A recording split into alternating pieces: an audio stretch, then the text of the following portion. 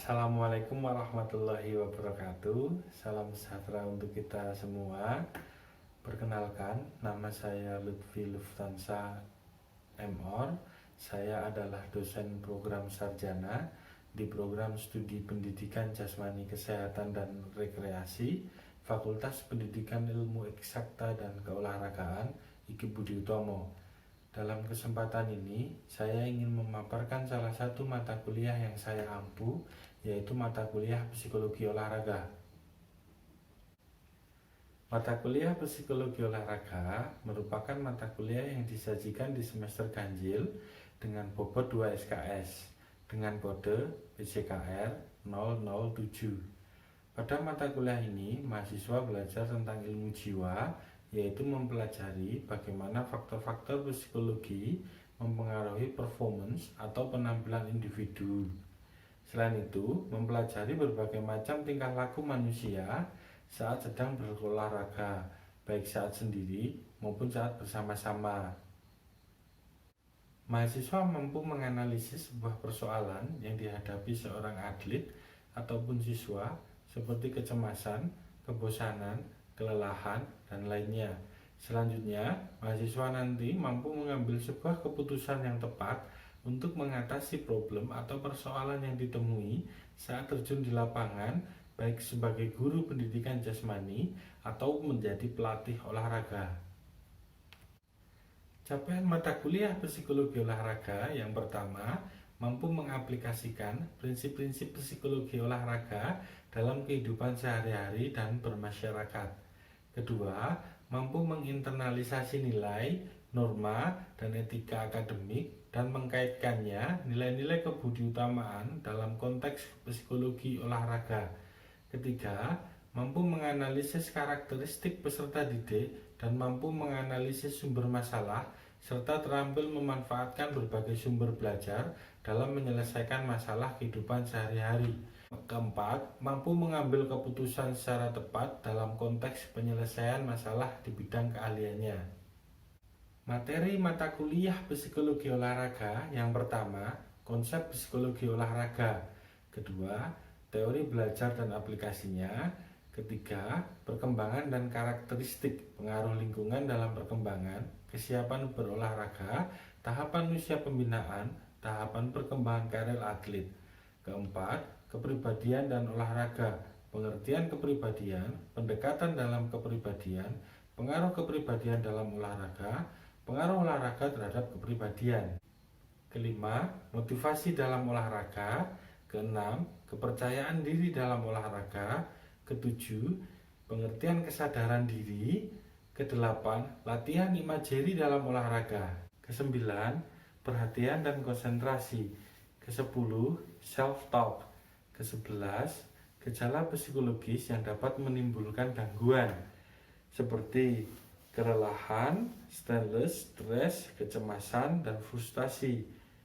Kedua-belas, stres dan pengelolaannya. Ketiga-belas, tindak kekerasan dalam olahraga.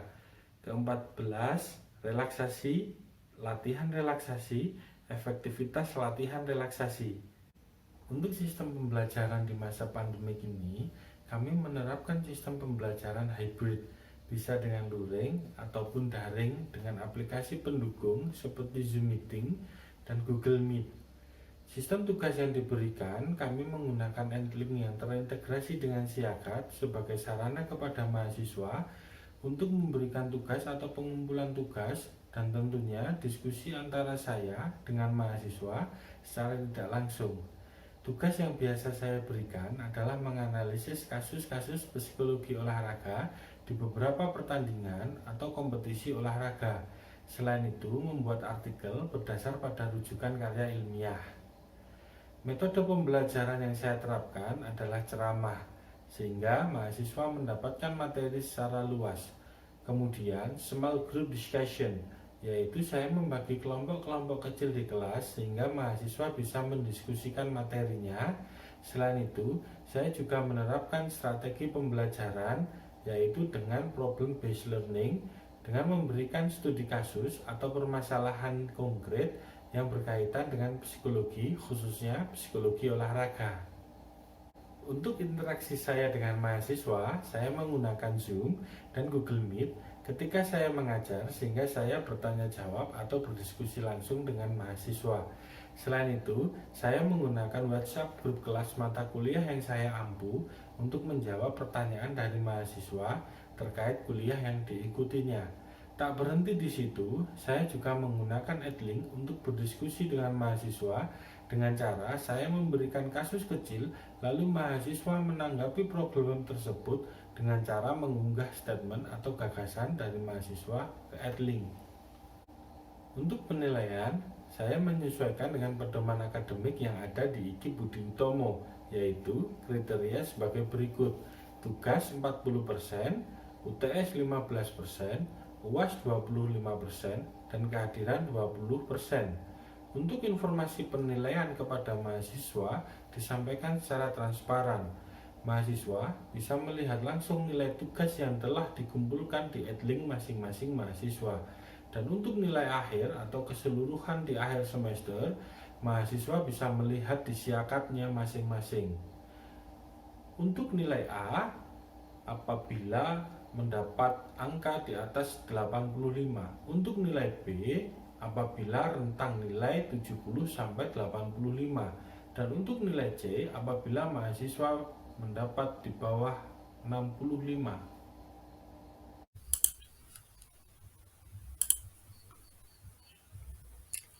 Oke, kita akhirnya bertemu lagi nih di pertemuan yang kelima ya. Baik, saya buka dulu ya. Assalamualaikum warahmatullahi wabarakatuh.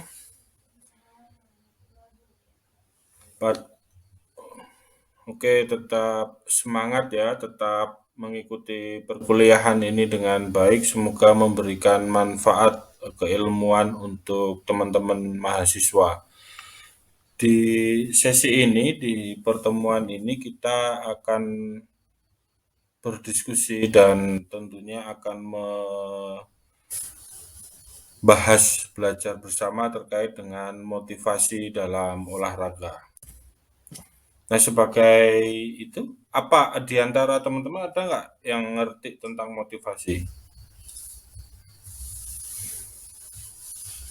Oh, penyemangat. Terus apa lagi?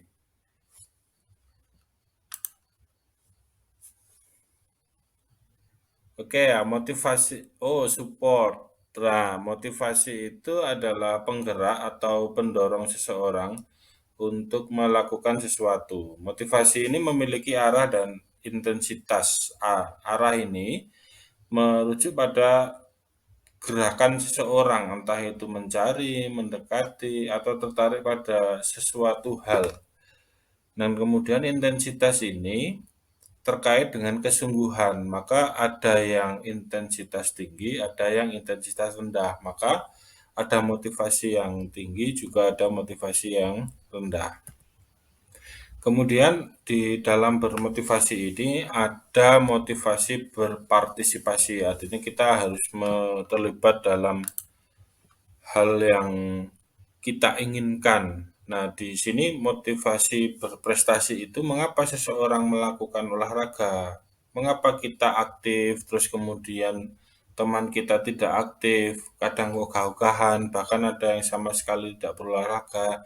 Nah, seorang pakar GOLD memotivasi orang melakukan olahraga itu ada beberapa. Yang pertama, untuk memperbaiki keterampilannya, kemampuan fisiknya, dan tentunya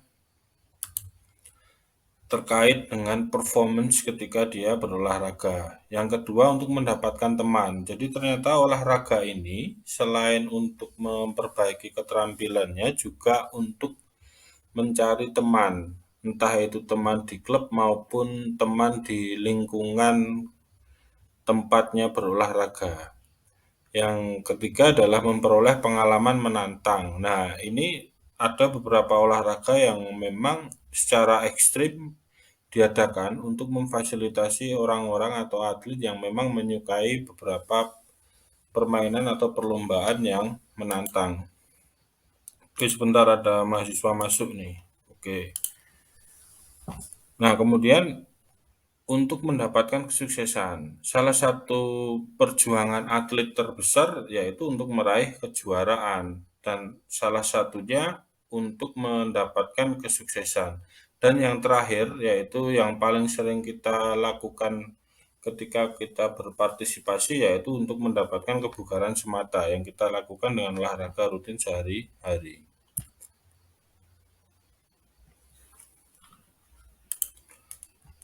Kemudian kita lanjut di slide selanjutnya, Wankel. Orang berpartisipasi itu dalam aktivitas,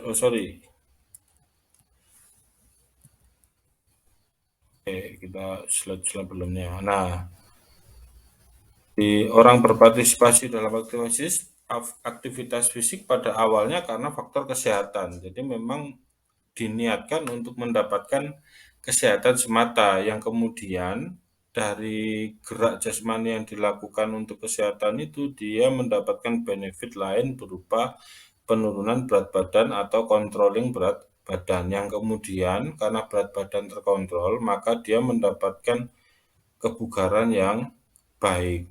Selain itu, untuk mendapatkan tantangan. Jadi terkadang kita berolahraga itu juga butuh tantangan, entah untuk tantangan fisik maupun tantangan taktik maupun teknik.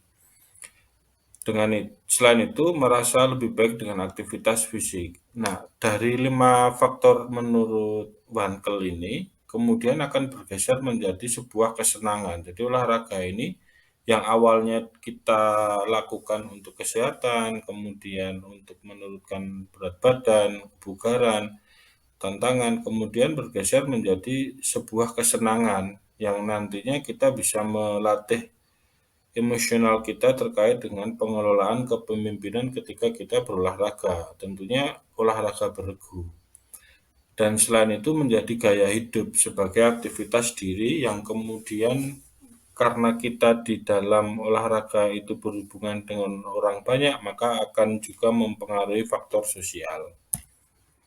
Nah, motivasi sendiri ada dua, motivasi internal dan motivasi eksternal. Motivasi internal ini berasal dari dalam diri kita sendiri. Jadi seseorang yang memiliki motivasi ini biasanya konsisten, berkesinambungan begitu dengan tindakannya, karena ia menikmati dan mendapatkan kepuasan dari tingkah laku yang dilakukannya dalam menjalankan tugas. Kaitannya dengan olahraga, motivasi internal ini berawal dari diri sendiri. Jadi seorang atlet itu dia berlatih tekun, kemudian dia mengikuti pertandingan dengan baik, itu karena memiliki motivasi internal. Kemudian motivasi eksternal, motivasi yang berasal dari luar. Dan ini berupa stimulus, berupa rangsangan dari luar, seperti uang, piala, mobil, atau tiket final mungkin. Jadi motivasi itu ada internal dan eksternal. Nah, motivasi internal ini terbagi menjadi 3 hal. Yang pertama melakukan untuk mengetahui sesuatu, menyempurnakan sesuatu, menstimulasi pengalaman. Jadi di dalam olahraga, seorang yang tertarik dengan basket akan berusaha mempelajari cara bermain basket, baik taktik maupun teknik. Kemudian dia akan berlatih terus-menerus sehingga dia mencapai penampilan tertingginya. Dan dari penampilan terbaiknya itu dia akan memperoleh sebuah kepuasan yang bisa dianggap sebagai sebuah kebanggaan gitu. Nah, motivasi eksternal ini terbagi 4 hal. Yang pertama adalah perilaku didorong oleh hadiah dan paksaan. Misalnya, dia mengatakan saya harus latihan agar besok saya terpilih menjadi pemain inti. Yang dimaksud itu adalah hadiah dan paksaan. Jadi motivasi eksternal itu tidak hanya semata-mata sebuah uang, kemudian mobil, tiket, tapi ada paksaan yang kemudian menjadikan seseorang pemain atau atlet itu memiliki motivasi yang cukup tinggi. Yang kedua, perilaku didorong ketika seseorang mulai menginternalisasi alasan-alasan untuk melakukan sesuatu. Contohnya adalah atlet merasa bersalah jika tidak ikut bermain dalam suatu kejuaraan, atau takut disalahkan oleh pelatih atau pengurus sehingga yang merasa tidak ada pilihan kecuali mengikuti kejuaraan. Yang ketiga, perilaku yang tetap dilakukan meski kurang disukai, karena dia sadar bahwa itu bermanfaat untuk dirinya sendiri.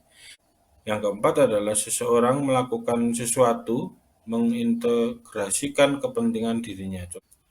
Nah, bagaimana sih Pak cara meningkatkan motivasi? Yang pertama adalah pahami dulu faktor pribadi individu dan situasi yang ada. Jadi setiap pemain memang wajib mengevaluasi dirinya sendiri terkait dengan kemampuan, terkait dengan skill yang dimiliki untuk teknik maupun taktik. Yang kedua, orang yang memiliki lebih dari satu alasan untuk berpartisipasi dalam olahraga. Jadi semakin banyak teman-teman memiliki alasan-alasan positif, disitulah teman-teman sebenarnya mendapatkan motivasi yang tinggi. Berikan hadiah yang memadai. Maka yang kita lihat kemarin ketika bulu tangkis hampir sekian miliar digelontorkan oleh pemerintah kepada para pemain, khususnya pemain bulu tangkis yang meraih emas ya, sebagai bentuk reward penghargaan dan tentunya harapannya menjadi motivasi eksternal bagi para pemain untuk meningkatkan penampilannya di pertandingan selanjutnya. Pemimpin mempengaruhi motivasi, misalnya adanya diskriminasi, kesempatan yang tidak optimal, dan tidak mampu mendengar dan memahami. Nah, di sini untuk olahraga, pelatih memang memiliki pengaruh yang luar biasa terhadap tinggi rendahnya motivasi seorang pemain. Apalagi pelatih memberikan perilaku yang rasisme, yang diskriminasi terhadap para pemain, maka otomatis pemain menjadi memiliki motivasi rendah. Oke, dari sekian banyak materi yang saya sampaikan, apakah ada pertanyaan?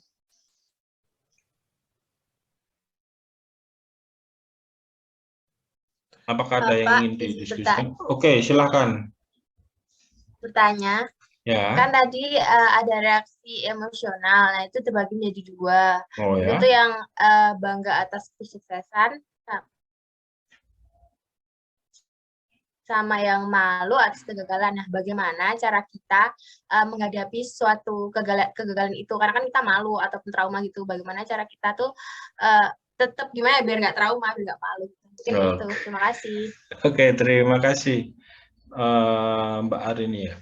Baik, bagaimana cara mengatasi rasa malu di dalam kegagalan? Yang pertama, kita harus mampu memetakan persoalannya terlebih dahulu. Kita ini malu dalam hal apa? Kaitannya dengan olahraga, maka kita harus tahu kita ini malu karena apa? Karena kalah. Nah, kita kalah karena apa? Karena kemampuan fisiknya yang lemah, karena teknik atau penguasaan taktik yang lemah, sehingga dengan kita mengetahui poin-poin kekurangan kita, kita bisa melakukan perbaikan-perbaikan untuk proses ke depan. Yang kedua, kita harus bisa memberikan jarak antara waktu pertandingan yang satu dengan yang lainnya, sehingga kita bisa memberikan waktu kepada tubuh dan pikiran untuk melakukan relaksasi, sehingga ketika kita kembali ke pertandingan, kita bisa menjadi lebih fokus. Yang ketiga, kita memang harus berdamai untuk siapapun dan dalam situasi apapun, sehingga kita harus bisa menerima apapun itu persoalannya. Jika kita sudah bisa menerima sesuatu hal, maka kita akan lebih enjoy dalam melakukan aktivitas selanjutnya. Begitu Mbak Arini ya. Apakah ada pertanyaan lagi, teman-teman, mahasiswa? Saya, Pak, Baik, izin bertanya. oke, silahkan Mbak Eh, Fibri ya. Iya, Pak. Siapa? Oke. Terima kasih. Oke, terima kasih. Ini, Pak, tadi kan sudah dijelaskan ya kalau motivasi itu sangat penting. Nah, Mohon maaf karena saya masih kurang paham, mungkin masih bisa dijelaskan kembali Pak, kenapa motivasi itu diperlukan dalam olahraga, gitu Pak. Oke, motivasi di dalam olahraga sangat diperlukan karena motivasi itu kan sebuah alasan, sebuah sesuatu yang memang menjadi penggerak, menjadi dasar bagi seseorang untuk melakukan sesuatu. Artinya, setiap manusia yang melakukan sesuatu itu didasari oleh motif-motif tertentu, sehingga dalam olahraga pun diperlukan motivasi agar menjadi kesinambungan sebuah manusia dalam melakukan olahraga. Begitu Mbak Febri. Baik Pak, terima kasih sudah jelas. Terima kasih. Sama-sama. Oke ya, ada pertanyaan lagi? Oke, saya kira begitu ya. Oh, oke cukup ya. Kita sudah menjalankan 2 SKS ini pada hari ini. Terima kasih banyak. Semoga yang kita dapatkan menjadi manfaat bagi teman-teman mahasiswa. Terus sebelum saya akhiri, nanti ada tugas yang akan saya share ke adlink masing-masing mahasiswa ya. Jadi setelah ini kita close, kemudian jangan lupa teman-teman melakukan presensi di adlinknya masing-masing, kemudian dicek di kolom tugas. Nanti di sana akan saya berikan tugas yang akan teman-teman lakukan, sehingga teman-teman nanti bisa melakukan konfirmasi ke saya dengan segera begitu. Nah, untuk besok, untuk materi selanjutnya kita akan membahas tentang kepercayaan diri ya. Jadi confidence untuk materi selanjutnya. Nah, nanti silakan teman-teman sebelum kita minggu depan bertemu, kita akan mereview sejenak tentang kepercayaan diri. Jadi teman-teman boleh mulai dari sekarang membaca atau mereview artikel-artikel tertentu. Begitu ya. Saya kira cukup. Untuk kurang dan lebihnya saya mohon maaf. Assalamualaikum warahmatullahi wabarakatuh. Ini adalah sistem informasi akademik yang digunakan di program studi PJKR IKIP Budi Utomo Malang. Ini adalah tampilan sistem informasi akademik milik akun saya. Di halaman ini ada 4 daftar modul dan kita akan masuk ke adlink untuk pembelajaran asinkronus.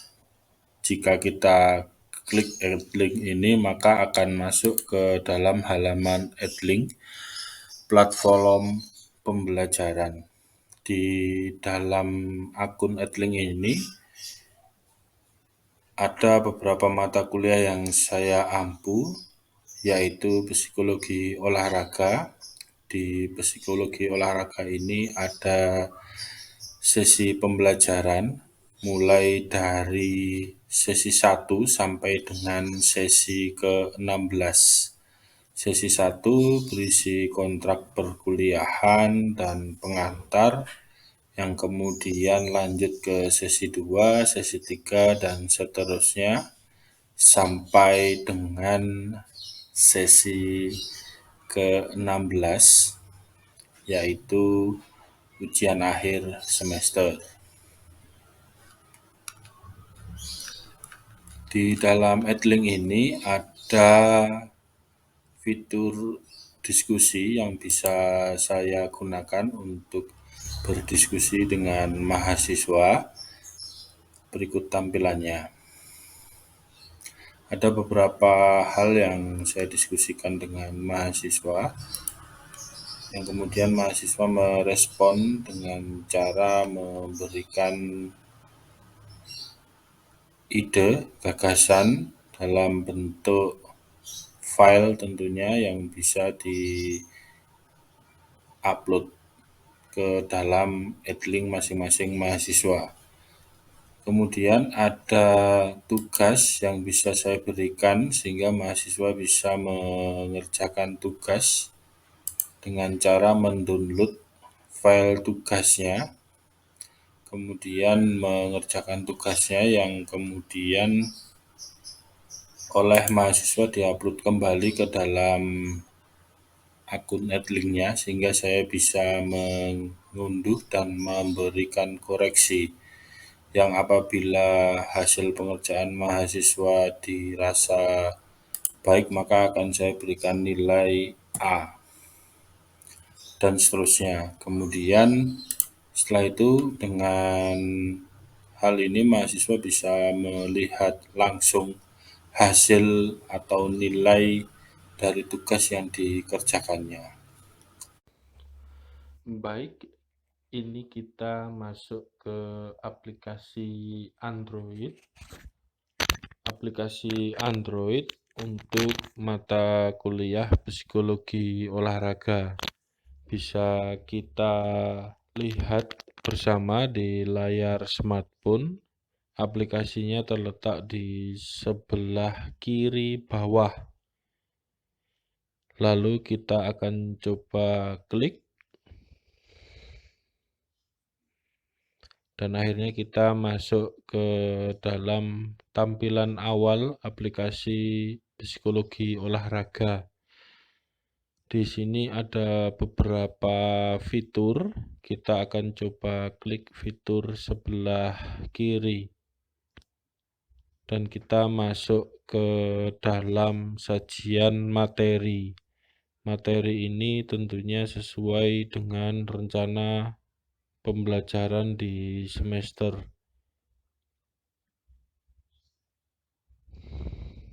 Kita akan masuk ke salah satu materi, bab 1 yaitu sejarah psikologi olahraga. Ada satu subbab yaitu sejarah psikologi olahraga, dan di dalamnya ada narasi yang bisa digunakan untuk bacaan mahasiswa. Dan kita kembali ke sajian bab. Kita akan coba masuk ke konsep dasar psikologi olahraga. Ada 3 subbab yang disajikan di sini. Kita akan coba klik cakupan psikologi olahraga. Di dalam narasi ini ada beberapa cakupan, mulai dari kepelatihan, pendidikan, dan masyarakat.